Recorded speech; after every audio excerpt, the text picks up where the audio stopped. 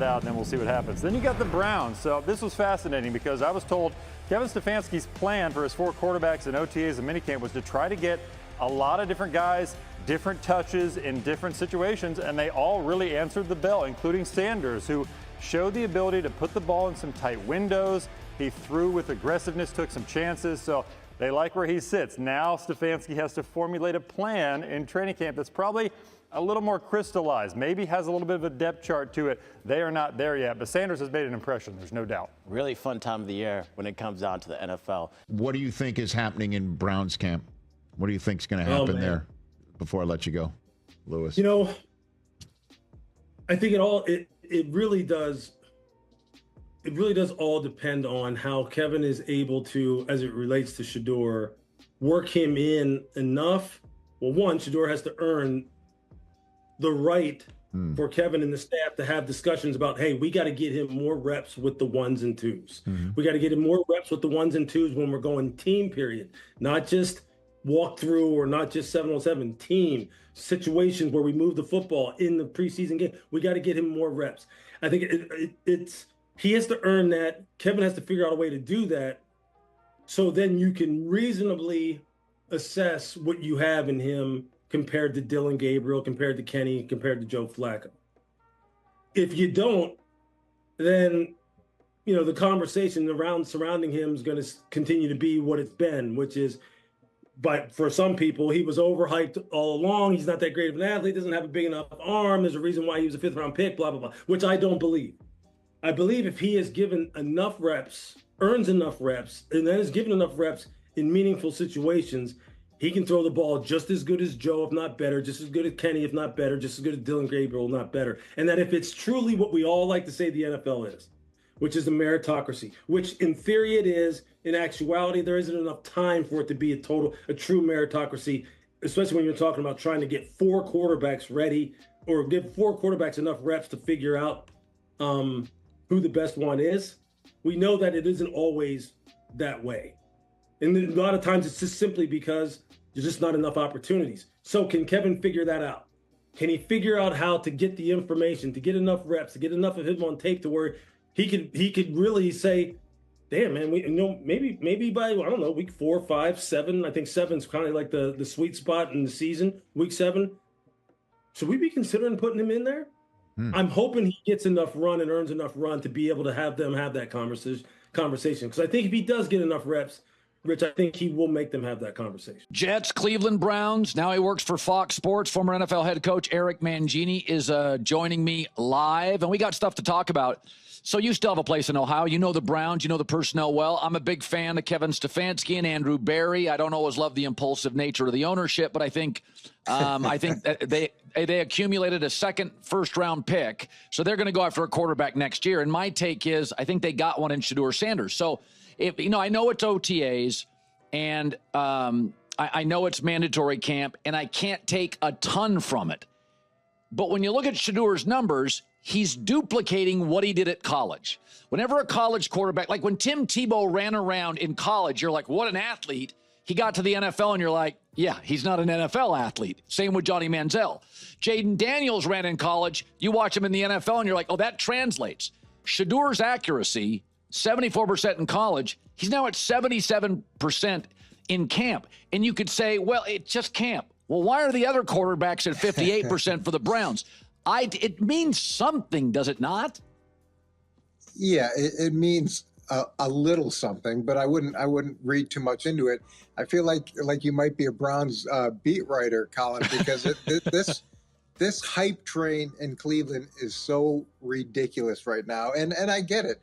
There is a desperation coming off of Deshaun Watson for some quarterback to emerge, for some hope to be there for the franchise. And they thought Shedeur could potentially be a high pick for him. And then they get him in the 5th round. So it exploded in Cleveland the second that he got here. And what Kevin Stefanski is trying to do is he's trying to tamper it down. He's trying to push it down. And you see, all of his reps have been with the back-end guys. He hasn't gotten any reps with the 1s.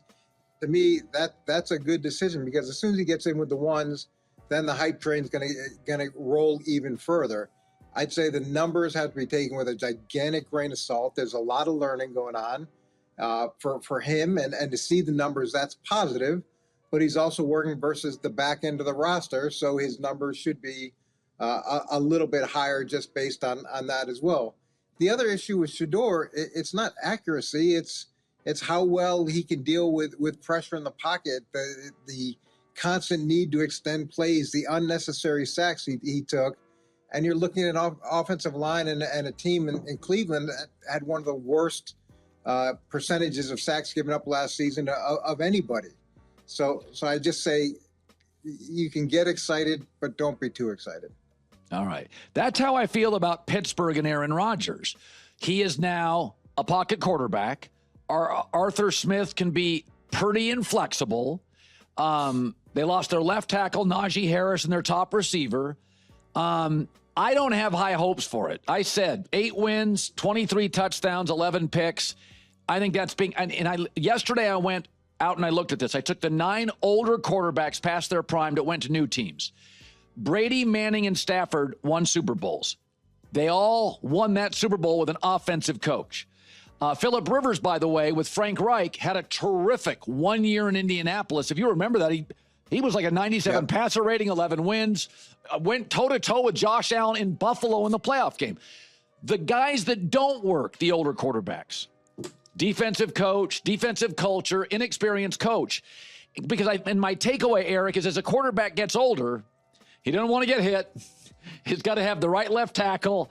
You can't just bulldoze through problems with your athletic ability. And I think Aaron's at a point now, he don't want to get hit.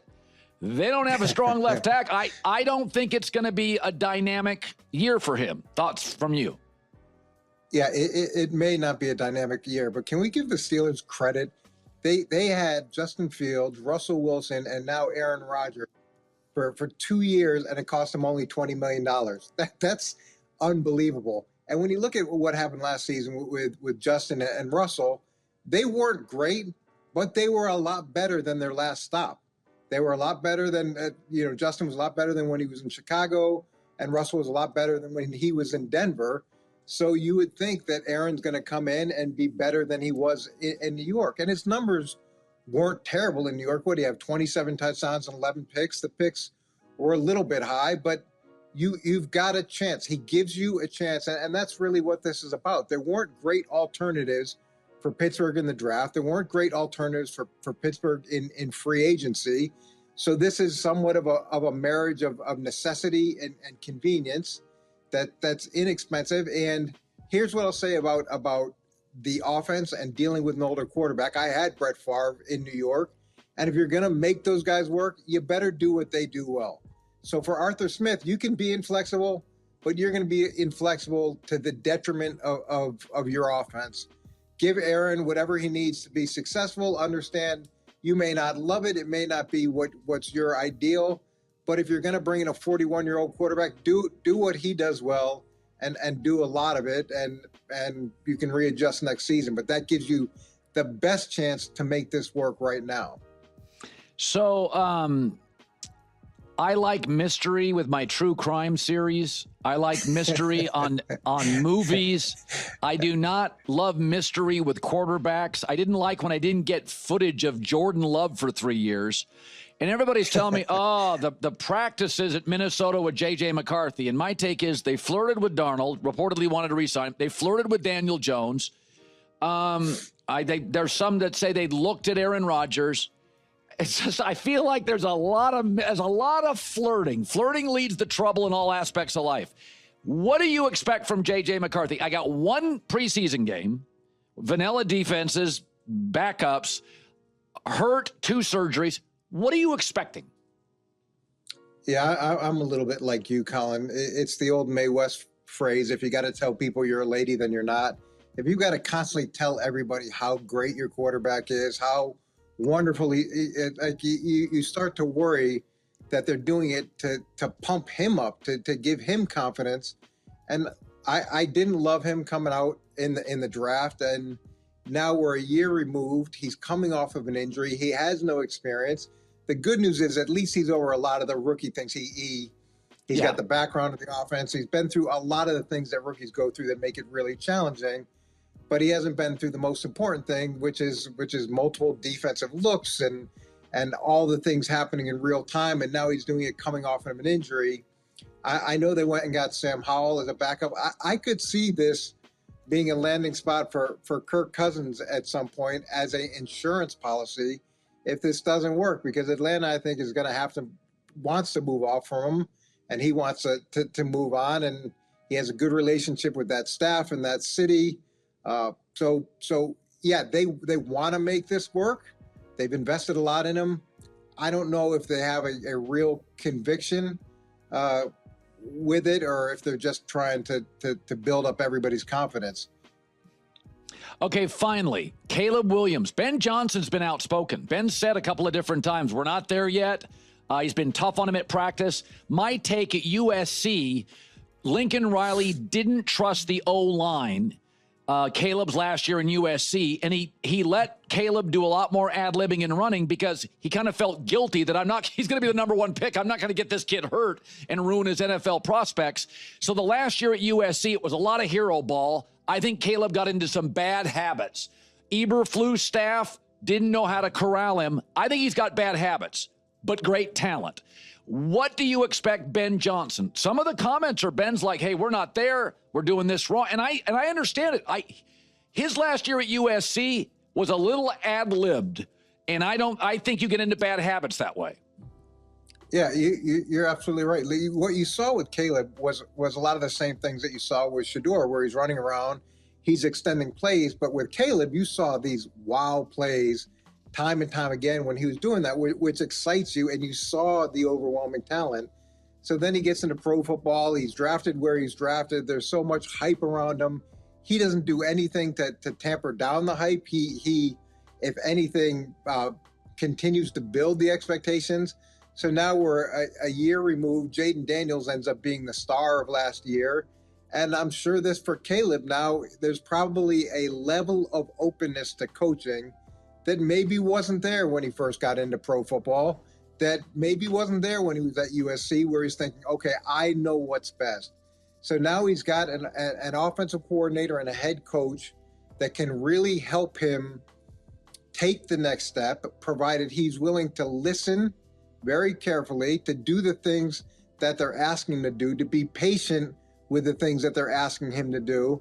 And I think he should have as good a situation as you can have with the change in coaching staff, as long as he's open to holding up his end of the bargain. The Cleveland Browns don't have a starting quarterback, but their group of contestants is quite crowded after the addition of Shedeur Sanders in the 2025 NFL Draft. A big part of head coach Kevin Stefanski's process is to pit the competition against one another in practices throughout the summer leading into the fall. Yet, some quarterbacks may have the upper hand, such as Joe Flacco, especially considering he's won a Super Bowl before, has 17 NFL seasons of experience, and has spent time operating Coach Stefanski's offense. Then there's former first-round pick Kenny Pickett, who could still have some untapped potential and possibly even the highest ceiling of the competitors in Cleveland's QB room. Or the Browns could take a chance on potential with rookie third-round pick Dylan Gabriel or Sanders, the fifth-round rookie. Sanders, as the last one added to the roster, is the biggest long shot of all. Yet, so far, so good for the 144th overall pick. According to ESPN's NFL insider Jeremy Fowler, Sanders has already made an impression early during his time with the Browns in practices. While Sanders had a draft weekend like no other, all reports have been extremely positive since he joined the Browns organization. In other words, the Browns may have gotten a steal in the fifth round, but he still has a long road ahead just to earn a roster spot.